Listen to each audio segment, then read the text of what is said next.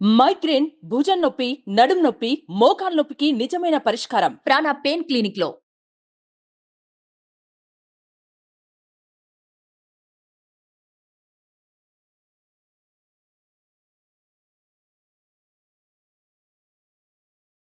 So 6వ రాశి కన్యారాశి.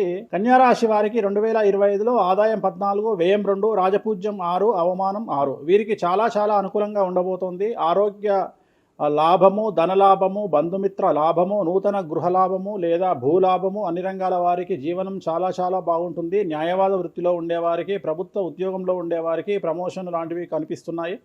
విద్యార్థులకు విదేశీ యానము, విదేశాల్లో చదువుకునే విద్యార్థులకు ఉద్యోగ అవకాశాలు గోచరిస్తూ ఉన్నాయి. మరీ ముఖ్యంగా వ్యాపారస్తులకు విశేషించి లాభదాయకంగా ఉండబోతోంది. అలాగే పెళ్లి కానటువంటి అమ్మాయిలకు ఈ సంవత్సరం ఖచ్చితంగా వివాహ యోగ సూచనలు గోచరిస్తూ ఉన్నాయి. అలాగే సంతానం లేని వారికి సంతాన యోగం, ఉద్యోగ యోగం కనిపిస్తూ ఉంది. ఈ సంవత్సరం గోచరిస్తూ ఉన్నాయి. ఎలా తీసుకున్నా ఈ సంవత్సరం కన్యారాశి జాతకులకు పూర్తి స్థాయిలో అన్ని రంగాల వారికి అనుకూలమైన ఫలితాలు ఉండబోతున్నాయి. అన్ని రంగాలలో ఉండే వారికి మరియు ముఖ్యంగా రైతులు, వ్యాపారస్తులు, ఉద్యోగస్తులు, విద్యార్థులు, స్త్రీలు అందరికీ కూడా ఈ సంవత్సరం అనుకూలమైనటువంటి ఫలితాలు కన్యారాశి జాతకులకు ఉండబోతున్నాయి. వీరికి ఎటువంటి దోష నివారణలు అవసరం లేదు. మనకు వచ్చేది 2025 ఆంగ్ల సంవత్సరాది. ఓకే, అంటే కొంతమంది విమర్శించారు 24 కదా, 24, 25. అదే 25 ఆంగ్ల సంవత్సరాది. అంటే మనం ఇంగ్లీష్ క్యాలెండర్ అంటే 25లో వచ్చేది 25 ఆంగ్ల 25 కదా. జనవరి 1 25. జనరల్ గా మనము అంటే మరి మీరు ఉగాది నుండి ఎందుకు చెప్పట్లేదు అంటే చాలా మంది ఉగాది వరకు కూడా ఆగట్లేదు, జనవరి 1 కూడా ఆగట్లేదు, డిసెంబర్ నుండి నవంబర్ నుండి అడుగుతా ఉన్నారు అందరూ. ఇప్పుడు క్లయింటెల్ నన్ను అడిగేవాళ్ళు ఏంటంటే గురూజీ ఇప్పుడే చెప్పేసేయండి మాకు, మేము జాగ్రత్తలు తీసుకుంటామని చెప్పి అడుగుతా ఉన్నారు. సో అందుకనే 2025 సంవత్సరం ఆంగ్ల సంవత్సరాది అంటే జనవరి 1 నుండి ఎలా ఉండబోతుంది అనేది మనం ఒకసారి చూసుకుంటే, అన్నిటికంటే ముఖ్యంగా ఈ వచ్చేటువంటి సంవత్సరం పేరు శ్రీ విశ్వావసునామ సంవత్సరము. విశ్వావసునామ సంవత్సరము. సో రాబోయేటువంటి ఎందుకు గురుగారు అది వస్తుంది పేరు 60 సంవత్సరాల్లో ప్రతి సంవత్సరం ఒక్కొక్క పేరు వస్తుంటది. పేరుతో ఏం స్పెషాలిటీ లేదు. క్రోధినామ సంవత్సరం అంటే నెగిటివ్ అట్లా ఏం లేదు. సంవత్సరాల్లో దీని పేరు విశ్వావసునామ సంవత్సరం. సో ఈ సంవత్సరానికి అధిపతి రాజు కాబట్టి, రవి కాబట్టి రాజు. సో రవి మనకు కమాండ్ చేస్తూ ఉన్నాడు కాబట్టి ఈ సంవత్సరం అతి ముఖ్యమైన విషయం ఏంటంటే రాజకీయంగా దేశవ్యాప్తంగా, రాష్ట్రాల వ్యాప్తంగా పెను సంచలనాలు నమోదవ్వడము ఈ సంవత్సరం 2025 సంవత్సరం లక్షణాలు. ఎందుకంటే రాజుల మధ్యన, రాష్ట్రాల మధ్యన గొడవలు, మరీ ముఖ్యంగా కొంతమంది ప్రముఖ రాజకీయ నాయకులకు మృత్యుగండము, అలాగే అన్ని రంగాలలోకి సెలబ్రిటీలు, సినిమా ఇండస్ట్రీ, రాజకీయము, బిజినెస్, ఎనీ ఇండస్ట్రీ, యువకులు, మరి ముఖ్యంగా మగవాళ్ళు, యువకులు 40 సంవత్సరాల వయసులోపు ఉండే వాళ్లకు కార్డియాక్ అరెస్ట్లు అనేటివి ఈ సంవత్సరం అతి ముఖ్యమైన విషయం.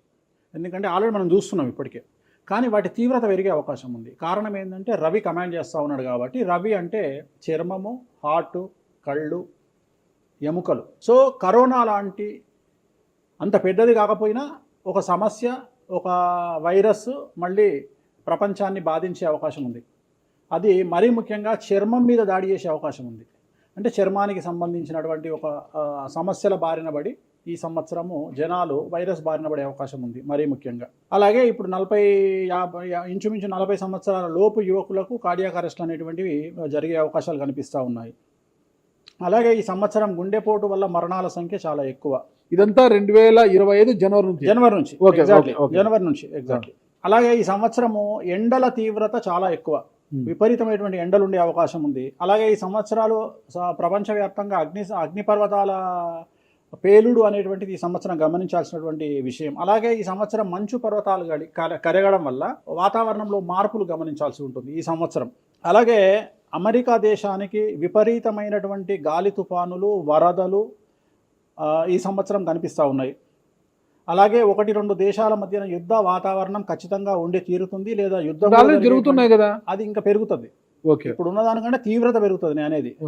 అలాగే మనకు 2025 సంవత్సరంలో సెప్టెంబర్ 7వ తేదీ 2025 సంవత్సరం ఆదివారం రాహుగ్రస్త సంపూర్ణ చంద్రగ్రహణం ఏర్పడుతుంది. ఇది కుంభరాశికి వ్యతిరేకమైన ఫలితాలు ఇస్తుంది.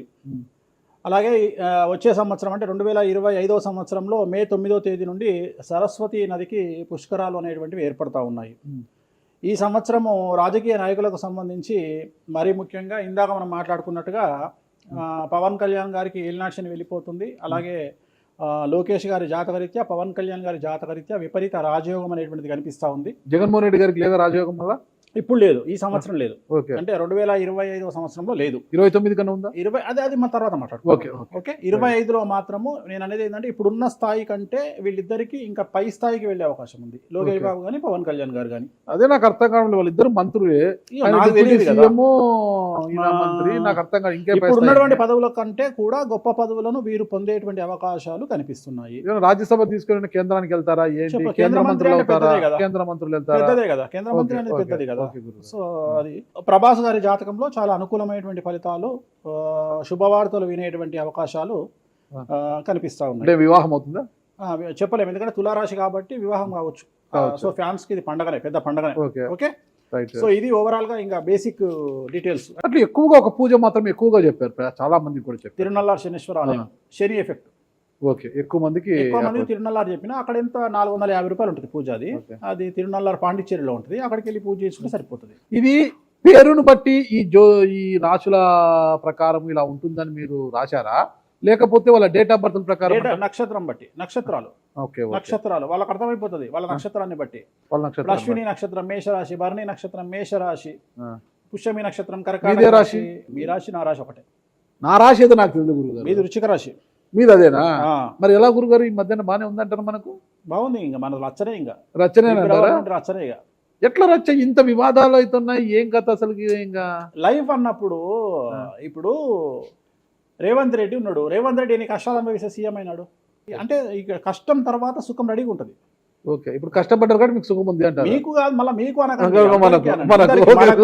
మనకు అందరికీ. ప్రతి మనిషి జీవితంలో పండ్లున్న చెట్టుకే రాయి దెబ్బలు, అంతేగాని పళ్ళు లేని చెట్టుని కూడా పట్టించుకుంటాడు.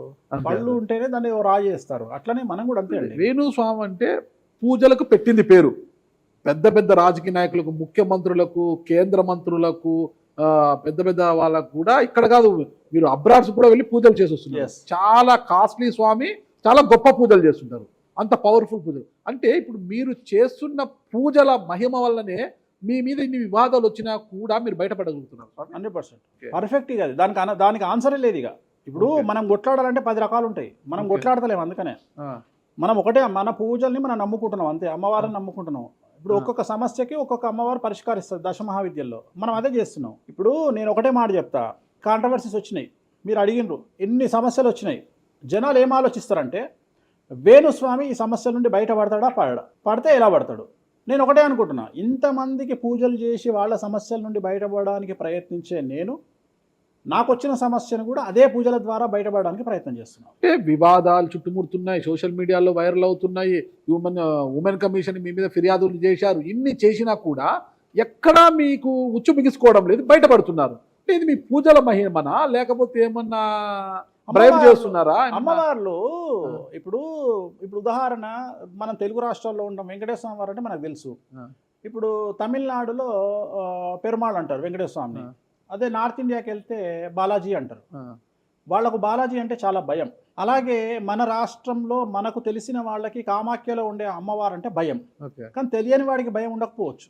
వాడి ఇష్టం వచ్చినట్టు కామెంట్ చేయొచ్చు అమ్మవారు. చాలా మందికి మీరంటే భయం అనుకుంటా, అంటే మనం చేసే పూజల వల్ల ఉండొచ్చు. ఓకే, నేను అనేది ఏంటంటే, నేను చేసే అదే ఇందాక మనం మాట్లాడుకున్నప్పుడు అదే చెప్తున్నా, వామాచారంలో పూజలు చేయాలంటే భయపడతారు. కారణం ఏమిటి అంటే, ఖచ్చితంగా మందును ముట్టుకోవాలి, నాన్ వెజ్ను ముట్టుకోవాలి. దానికి వీళ్ళు చేసే పూజలు అడ్డుపడతాయి. అంటే వీళ్ళు సమాజంలో భయపడతారు కాబట్టి వీళ్ళు వాటి జోలికి పోరు. తాంత్రిక పూజలు లాగా ఉంటాయి మీరు చేసే తాంత్రిక తంత్ర మార్గం అంటారు దాన్ని. శ్రీకాళహస్తిలో కాదు శ్రీకాళహస్తిలో రావుకేతు పూజ చేయించుకున్నారు కదా, తాంత్రిక పూజలే. అది నిమ్మకాయ పెడితే తంత్రమే, గుర్తుపెట్టుకోండి. నిమ్మకాయ ఎక్కడ పెట్టినా తంత్రమే. మిమ్మల్ని కాపాడుతోంది మీరు చేస్తున్న పూజల మహిమే. అంతే అంతే అంతే, వాళ్ళే చూసుకుంటారు.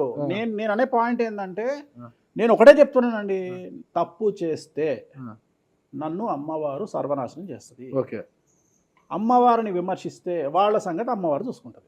అంతేనా? అంతే. ఇక నాకు అవసరం, నేను కొట్లాడను చెయ్యను, నాకు అనవసరం, నాకు లొల్లే వద్దు. నాకు నేను దేవుళ్ళని నమ్ముకున్నా, నా పని అదే. నాకు హిమాచల్ ప్రదేశ్ కామాఖ్య కాకపోతే, బాగాలముఖి కాకపోతే, తారాపీఠ పోతే, ఇప్పుడు మన తారాపీఠ పోయి వచ్చిన. చాలా మందికి తెలియదు, తారాపీఠ అని కలకత్తా నుండి 300 కిలోమీటర్లు ఉంటుంది. మీరు కావాలంటే గూగుల్ చేయొచ్చు. తారాపీఠ అని అమ్మవారు అండి.